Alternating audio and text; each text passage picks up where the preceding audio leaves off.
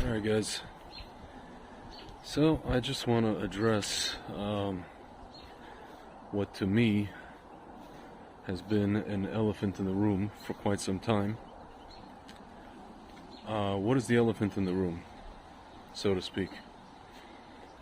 Well, I feel like people have got it into their heads that Jews have to remain completely docile in the face of danger or aggression. That the reaction from a Jew has to be what? It has to be, pleading with their congressman and senator, pleading with the president, pleading with officials, pleading with, using PR, pleading with the public. How could this be? We're just as much of a minority as anybody else in this country, X, Y, and Z. Not only in America, but any country that isn't Israel, right? And by the way, also Israel as well. So, my friends, I'm noticing, you have a situation where since October 8th, the people who hate Israel and who hate Jews have been out on the streets every single solitary day. Not only have they been out on the streets, they've been talking very loudly and very vehemently in the media about how awful Israel is, and a lot of them have been talking primarily on social media, in the comment sections and other places like Omegle and all these kind of places, how bad Jews are. Not just Israel, but Jews in general. Everything, the whole kin caboodle, it's all one lumped together thing, right? Not surprising. And they scream and they yell, death to Israel, down with Israel, free Palestine, death to the Jews, X, Y, and Z. Okay. At some point, oh, and then they come to certain distinctly Jewish neighborhoods in the diaspora, and they physically threaten Jews, openly, and they tape it, proud of it, and they exclaim with glee, okay? Finally, at some point, you have a particular politician from Israel, his name is Itamar Ben-Gvir, who comes over from Israel, and he decides to make a little bit of a tour. And he goes to visit one of the most, coveted places in all of Judaism, namely 770 Eastern Parkway, the home of Chabad, the headquarters of Chabad, the place where the Lubavitcher Rebbe of blessed memory used to give his talks, his sermons, which is now a synagogue. And they come there to protest the fact that this Ben-Gvir guy, who actually didn't come here to incite anything, they protest that he's here. And in response to the protest, Jews come out, and young Jews who are here actually learning Torah from Israel, right? Chabad kids, and they start to retaliate, or at least defend the place, defend the makom, as we say, right? And at one point, there was a moment where you see in a video a bunch of young Jews chasing away, in the video, one poor woman with a keffiyeh, some white lady, right? She came there all by herself. So, my friends, it's fascinating to me. The so-called self-styled Orthodox Jews here in the New York area, how many of them went ballistic over the fact that Ben-Gvir has come to visit the Jewish community here in America, calling him a terrorist and a Nazi, and I don't know, convicted terrorist. Convicted for what? I have no idea. Nobody knows what he was convicted for. He wasn't convicted for anything, right? It's not even the point. Meanwhile, I have not heard a peep from them about our enemies, I have not heard a peep from them about the people that have been protesting since day one about freeing Palestine. I had not heard a peep from them about the physical threats to Jews. I haven't heard a peep about even what the Israeli government has done or not done to finish this war. All I heard was them calling their fellow Jew, who, by the way, would defend them from these orcs, calling him a terrorist and a Nazi and X, Y, and Z. So, my friends, it seems to me, and by the way, you could say, they can come and say, or anybody can come and say, well, Tzvi, we're not them. Why do we have to sink to their level?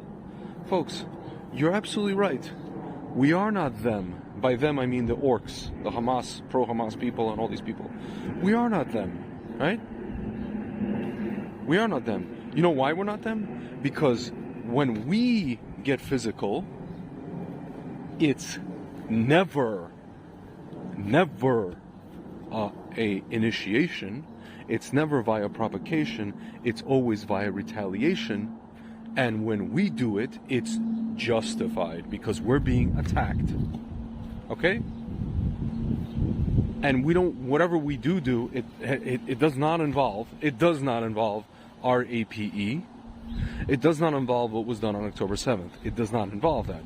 It's usually when we're pushed so much to the edge, repeatedly after years, we're pushed to the edge and provoked, and we finally had it up to here, and then we retort. So folks, I get the feeling that people out there have gotten into their heads the Jews are angels. The Jews are like superhuman. The Jews are not to retaliate or retort at all. We should just sit there and, what does it, turn the other cheek? My friends, I get the feeling that there are Jews out there, my people in my community, that literally subscribe to the wrong religion. Turn the other cheek is Christianity, guys. Do you know what Judaism is? I'll give you an example. Tractate Sanhedrin. If someone is coming to kill you, you rise up, you get up in the morning, and you preempt them. That's Judaism. So when this lady, Code Pink, she's screaming at Ben Gvir, you're something like, you're ruining my religion. What religion does she have? I wonder. Does she keep Shabbat? Does she keep kosher? Does she follow the Torah at all? Or she's following Yoshka, JC. My friends, you understand that all this stuff, any person that says that a Jew should sit there and take it is literally an Erev Rav. He's a Jew who's either mistaken in following Christianity, or he's just an Erev Rav. He wants us to die. He wants all of us to go to the cattle cars. My friends, do you know what this is? All this, what we're watching? This is basically, after years and years of the rancher, the rancher that wrangles cows, right? He was able to wrangle cows, namely us, into the cattle cars for years, for decades, for centuries. Not decades, centuries, right? Millennia. And he was able to put us in the cattle cars, and he was able to send us to the slaughterhouse. And all of a sudden, after millennia, the cows don't want to go into the cattle cars. Not only that, the cows and the bulls are stampeding. They decide to stampede and scream very loudly as they stampede. Yes, sometimes one rancher, and the rancher is upset. The cows don't want to go into the cattle cars. They want to stampede the rancher. We want to stampede you, folks. Whoever is against us. Okay? Because we've had enough. And you're so used to us being so docile and being so, I'm going to call my senator and my congressman and my president, I'm grateful for Trump, but, I'm going to call the ADL, the Anti-Erev Rav League, or the Pro-Erev Rav League. I'm going to call this organization and that organization. I'm going to call the cops who don't give a rat's butt. Okay? My friends, it's enough. It's enough. I know you've gotten used to us being this way. But in reality, we actually are not this way. That's why we've had our own state. The people who founded the state, I don't agree with all of them. I'm not a fan of all of them, but in the end, when you slice it down, they realized early on, these are people who survived, I don't know, like Menachem Begin.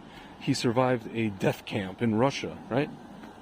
A lot of these people survived death camps and concentration camps and all kinds of camps and all kinds of jails and all kinds of this and all kinds of that, okay? And they realized, that's it. The Jew is not going to go gently into the night anymore.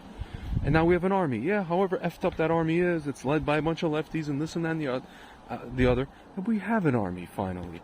And now that we were underdogs, and people were like, oh, look at this plucky little army, the underdogs.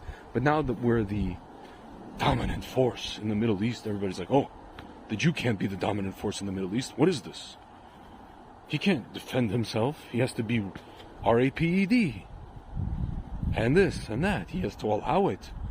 How dare he retaliate? Oh, we're going to send him to the ICC. My friends, you've gotten used to this. And so have the world has gotten used to us being in this position. It's kind of like, hate to get personal here, a guy who's just too nice, right? And then he puts his foot down and he looks like the, like the blank hole, right? It's a problem, right? He's got to do a little bit of shadow work. What do they call it? Shadow work?